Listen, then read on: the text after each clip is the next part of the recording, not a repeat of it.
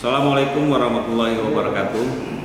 Kami mahasiswa pasca sarjana program studi Magister Manajemen Universitas Muhammadiyah Metro terdiri dari Saudara Yogi Canceria, Adi Rahman, Rumaidi, Sarif Hidayatullah, dan juga Ilham. Kami akan coba mempresentasikan makalah mata kuliah Manajemen Sumber Daya Manusia dengan judul Serikat Pekerja dan Hubungan Industrial. Pengertian pekerja adalah suatu orang yang bekerja dan menerima upah atau imbalan dalam bentuk lain menurut Undang-Undang Nomor 21 Tahun 2000. Kemudian yang kedua, orang yang bekerja pada orang lain dan dalam bekerja dipimpin oleh orang lain atas pekerjaannya, ia mendapatkan upah dan penjelasan menurut Undang-Undang Nomor 14 Tahun 1969. Pengertian pekerja menurut Undang-Undang Nomor 21 Tahun 2000 adalah setiap orang yang bekerja dengan menerima upah atau imbalan dalam bentuk lain. Sedangkan menurut Undang-Undang Nomor 14 Tahun 1969, yakni yang bekerja pada orang lain, dalam bekerja dipimpin oleh orang lain, atas pekerjaannya ia mendapatkan upah. Nah, dari beberapa pekerja membentuk suatu wadah organisasi yang dinamakan serikat pekerja, yakni suatu organisasi yang dibentuk oleh pekerja dan dari pekerja dan untuk pekerja, yang bertujuan untuk melindungi pekerja, memperjuangkan kepentingan pekerja, serta merupakan salah satu dalam bekerja sama dalam sebuah perusahaan. Nah, dari pengertian serikat pekerja di dalam pasal ayat 1 Undang-Undang Nomor 21 Tahun 2000, yakni serikat pekerja adalah organisasi yang dibentuk dari dan oleh untuk pekerja, baik itu di perusahaan maupun di luar perusahaan, yang bersifat bebas, terbuka, mandiri, dan demokrasi, yang bertujuan guna memperjuangkan, membela, serta melindungi hak, kepentingan pekerja, serta meningkatkan kesejahteraan pekerja dan keluarganya. Selanjutnya adalah hak berserikat dan hak berunding bersama. Hak pekerja untuk membentuk dan menjadi anggota serikat pekerja dan berunding bersama merupakan satu paket yang tidak terpisahkan. Nah, adapun tujuan serikat pekerja adalah memberikan perlindungan, pembelaan hak dan kepentingan, serta meningkatkan kesejahteraan yang layak bagi pekerja dan keluarganya menurut pasal 4 ayat 1 Undang-Undang Nomor 21 Tahun 2000. Baik, selanjutnya pembentukan serikat pekerja. Setiap pekerja berhak membentuk dan menjadi anggota serikat pekerja. Serikat pekerja dibentuk oleh sekurang-kurangnya 10 orang pekerja.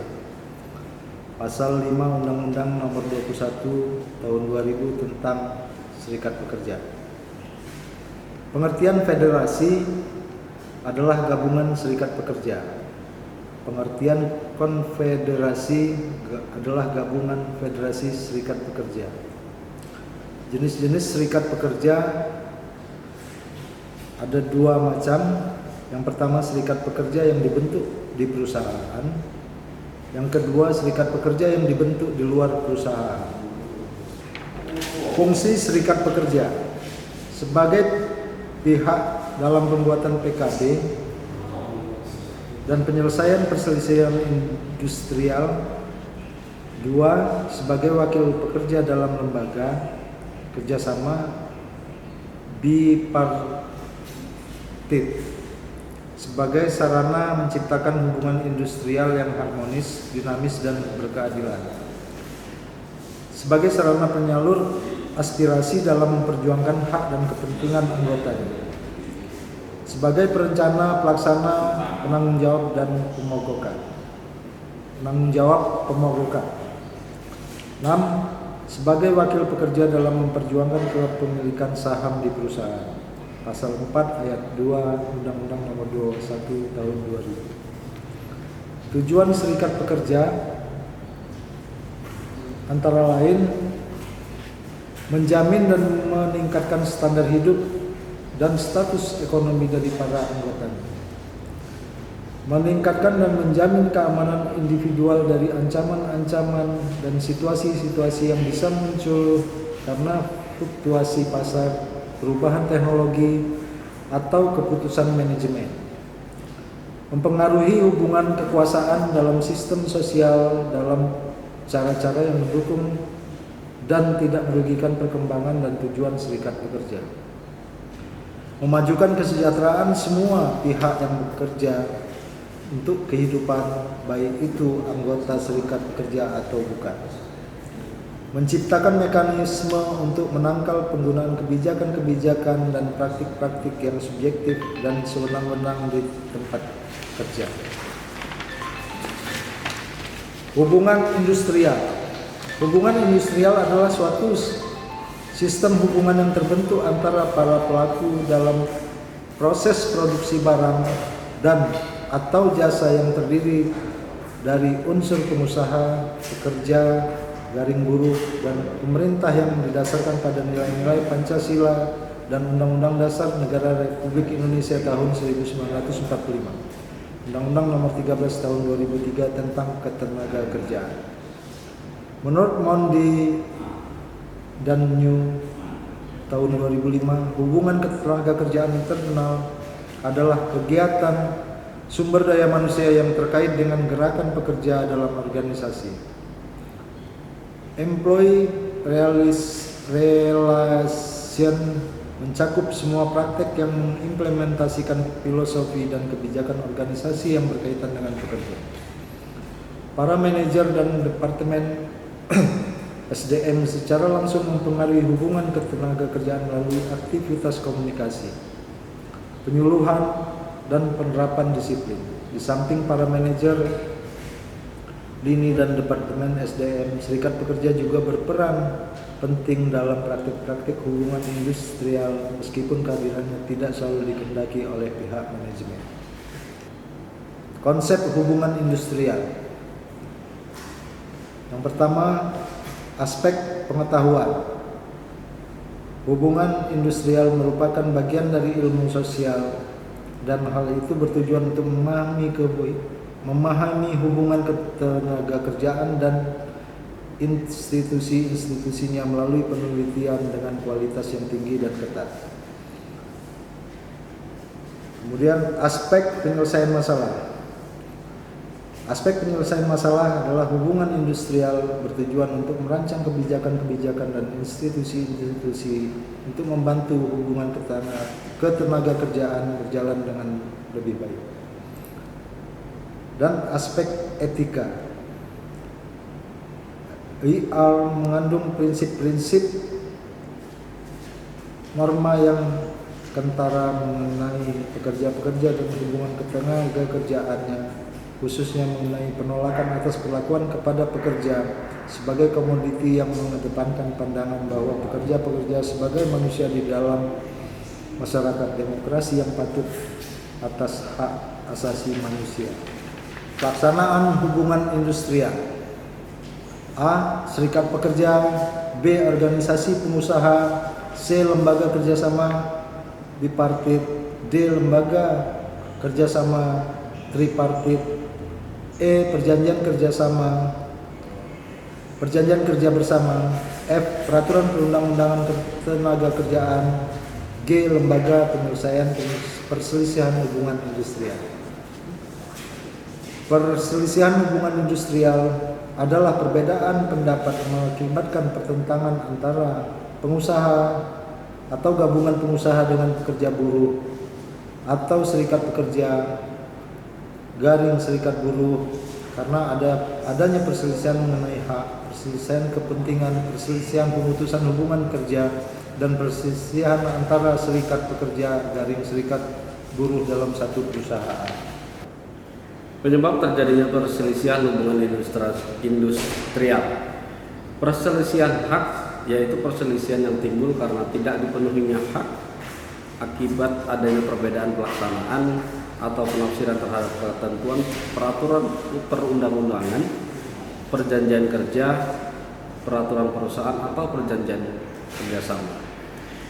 2. Perselisihan kepentingan, yaitu perselisihan yang timbul dalam hubungan kerja karena tidak adanya kesesuaian pendapat mengenai perbuatan dan atau perubahan syarat-syarat kerja yang ditetapkan dalam perjanjian kerja atau peraturan perusahaan atau perjanjian kerjasama. Yang ketiga, perselisihan pemutusan hubungan kerja, yaitu perselisihan yang timbul karena tidak adanya kesesuaian pendapat mengenai pengakhiran hubungan kerja yang dilakukan oleh salah satu pihak. Yang keempat, perselisihan antar serikat pekerja atau serikat buruh dalam satu perusahaan. Perselisihan antar serikat pekerja atau serikat buruh dengan serikat pekerja atau serikat buruh lainnya hanya dalam satu perusahaan karena tidak adanya persesuaian paham mengenai keanggotaan, pelaksanaan hak dan kewajiban keserikatan pekerjaan. Model penyelesaian perselisihan hubungan industrial ada 4 juga. Yang pertama, mediasi hubungan industrial, yaitu penyelesaian perselisihan hak, perselisihan kepentingan, perselisihan pemutusan hubungan kerja, dan perselisihan antar serikat pekerja atau serikat buruh hanya dalam satu perusahaan melalui musyawarah yang ditangani oleh seorang atau lebih mediator yang netral. Yang kedua, konsiliasi hubungan industrial, yaitu penyelesaian perselisihan kepentingan, perselisihan pemutusan hubungan kerja, atau perselisihan antar serikat pekerja atau serikat buruh hanya dalam satu perusahaan melalui musyawarah yang ditengahi oleh seorang atau lebih konsiliator yang netral. Yang ketiga, arbitrase hubungan industrial, yaitu penyelesaian suatu perselisihan kepentingan dan perselisihan antar serikat pekerja atau serikat buruh hanya dalam satu perusahaan di luar pengadilan hubungan industrial melalui kesepakatan tertulis dari para pihak yang berselisih untuk menyerahkan penyelesaian perselisihan kepada arbiter yang putusannya mengikat para pihak yang bersifat final. Yang keempat, pengadilan hubungan industrial, yaitu pengadilan khusus yang dibentuk di lingkungan pengadilan negeri yang berwenang memeriksa, mengadili, dan memberi putusan terhadap perselisihan hubungan industrial. Demikian persentase dari kami, presentasi dari kelompok 11, dan saya ucapkan terima kasih atas segala perhatian, dan juga saya tidak lupa juga mengucapkan terima kasih kepada dosen pembimbing yaitu Dr. Bambang Suhada SEMSI dan juga Dr. Soeharto SEMM CRBC. Wassalamualaikum warahmatullahi wabarakatuh.